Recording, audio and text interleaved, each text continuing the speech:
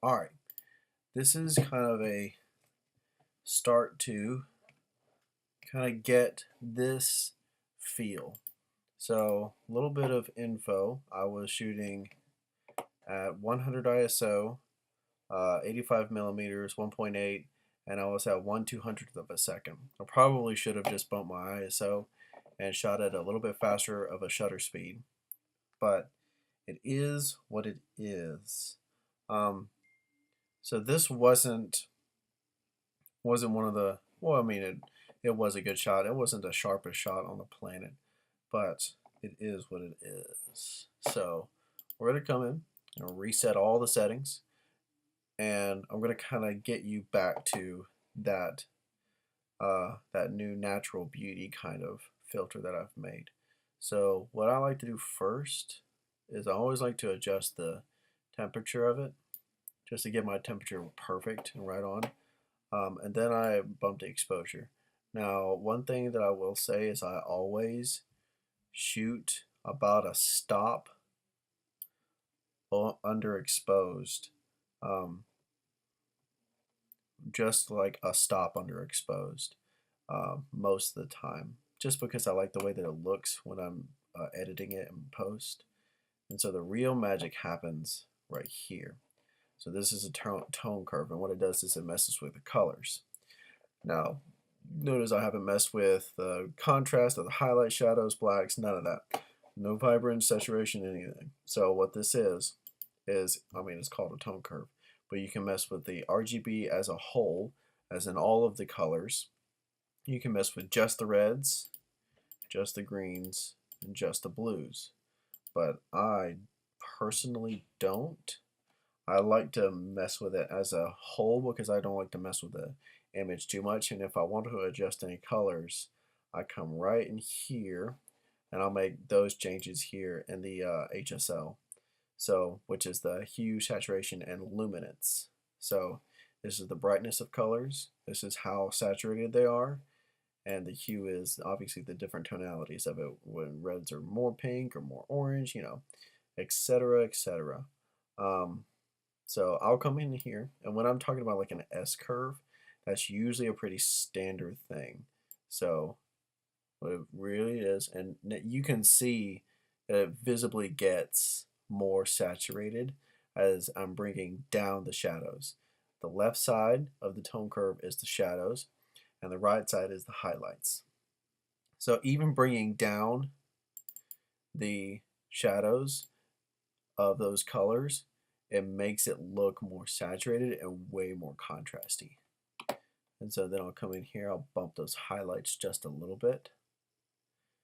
And I mean, I'm almost done with the image right there because it was pretty well shot anyways, and her skin is nice and flat. But I'll come in here, I might add just a little bit more contrast. You know what? I'm gonna not actually. I am gonna brighten it up just a little bit. Maybe about 1.25. Yeah, that looks good. Bring up some of those shadows. Bring up some of those highlights. So these shadows and highlights mess with the actual brightness. So these are for brightness. These are for the colors. And that's what the tone curve is for. Okay. And so in this situation, I like to kind of bring down the saturation of the greens just a little bit. So if you see in here, obviously you know what saturation does. So I bring down the saturation of the greens. And that's what I do for pretty much every image, but it's never like the same every time. I always like my greens to be a little bit more yellow just because that's naturally just how it looks. And I'll bring up the brightness just a little bit. If I come over to her hair, I think it could be a little bit more yellow. So we'll come in here, bump up the yellows, and it doesn't do much of a difference, but it does enough of one. Like, I mean, obviously that looks dead, and that just looks just a little bit too much. So I'll bring this up to about 60% just because I really want her hair to show. Let's see. And I really like where the blues are in this particular scene, because this is actually all metal, and we were shooting at blue hour, so it was after the sun had set at this particular part. So obviously everything's going to look a little bit more blue. Now when it comes to sharpening, and so I always like to focus in right here in the eye when I do sharpening. So I'll come in, and if you see, you can see a little bit of noise here, just a little bit of grain. So I'll bump it up to about 75. I'll do the masking at about 15. And this is pretty standard for most portraits because I think it flatters the skin the best. 358, 35. Okay.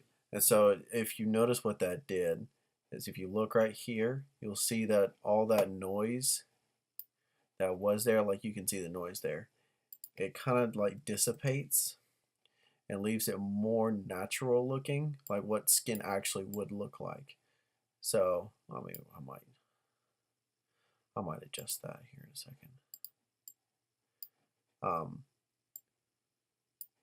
And so now when it comes to the lens corrections, I always remove the chromatic aberration. You don't want any of that in your image. It can really mess with colors in not a good way. But most of the time I actually don't enable the profile corrections because if I do, then it takes away the natural vignetting of the lens, and I don't like that. So obviously I made it a lot brighter, but she became not the brightest part of the image. And whenever your vignetting really circles around the image naturally, you can see that she becomes the brighter one, which is the most important thing.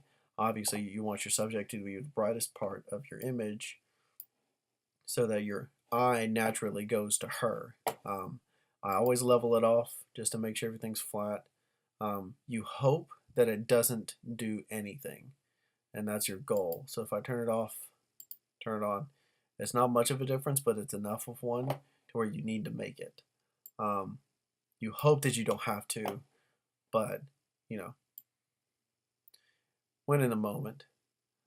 Now I might bring in just a little bit of vignetting. You can see here the shadows to make it look a little bit more natural. I'll put it like +4. Now, believe it or not, this does like a lot. So, way too green, way too much magenta. So I like to put it like +4 in this particular sense, just because we were shooting a blue hour, and now everything looks really natural. Like her skin tones look exactly like they do in real life. Let's see. I don't like adding grain. I can't stand that stuff. I don't like when other photographers do it either. I just think you're just making your image look worse. Although that's just a personal thing. So all in all, this is about, I say this is a pretty good place to be. I might brighten it up just a little bit. Yeah, that looks really, really good. Cool. So that's about my settings. As you can see, I really didn't do much. Now I'll go in and I'll fix like the skin here and take those colors down. And I can kind of show you how to do that. Come right in here. Obviously, I don't know why this was changed at all. I'll come in, take out the red color, bring down the saturation just a touch. There we go.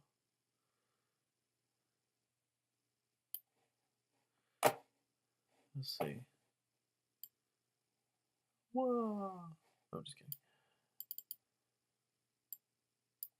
Try to make it blend in just a little bit. This doesn't do much unless when you're doing with the eyes, but you can't see her eyes very well in this particular image, which is what I was going for regardless. So, let's see. So I think this is a pretty good start. Now when you come to some of my other ones, I did a little bit more warmer tones here. I can actually do that here. Bring out those warmer tones. Actually, I like that better. I do like that better. That does look more real.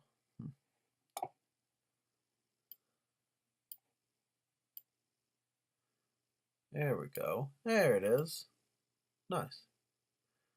Okay, cool. So, I mean, at that point, that was a pretty good base. And then I'll just kind of come in and make some global adjustments to like the colors like I just did. A little, maybe dehaze it just a touch. So dehazing is what makes things look foggy. And that's obviously not foggy at all, but I don't like that. It's a little too much for me. This looks nice. Right about here looks really nice to me. And the whole point is to make it look natural. And again, it's all based on the image, and you want to be able to stay true to how the person looks and how the hair looks and the jeans. Like, I think the jeans might be just a little bit too blue, so I might come in, take a little bit of saturation from the jeans because I want things to look as natural as possible. And see, look, now I went from too much to I think that's exactly how they looked. So that looks perfect in my opinion. Like I said, it's all on your thing, just a base of what I think it should be. So tone grover is super powerful. I mean, you don't want crap like that, but I bring up those highlights just a little bit. And yeah. So I think that's it. So if you have any more questions, no worries. You're always welcome to let me know. And we'll save this. And now something I do like, I will say what I do like to do is whenever I give stuff to clients, I'll export and I'll give them 2 folders. So you get, I'll like go in and I'll make a folder for, oh my, whatever. So I'll make a folder for okay.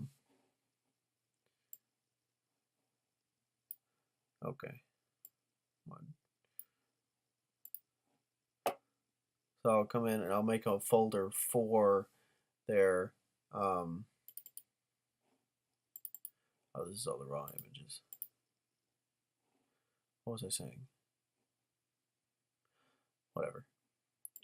I'll make a folder for stuff with my watermark, and I'll make an entire folder of the same exact images without my watermark. The ones without they can use for like personal stuff, for like prints and stuff like that, and then the other one will be the stuff that I tell them that they are supposed to use on social media. Obviously, they don't have to listen to me, but that's what I ask for my clients to do. Hey, can you use the ones with my watermark on your social media? And they're most of the time like, oh yeah, no problem. They're super cool with it. So, all right, I think that's it. But yeah, like I said, if you need it, if you have any other questions, you're always more than welcome to let me know. All right, thanks. Bye.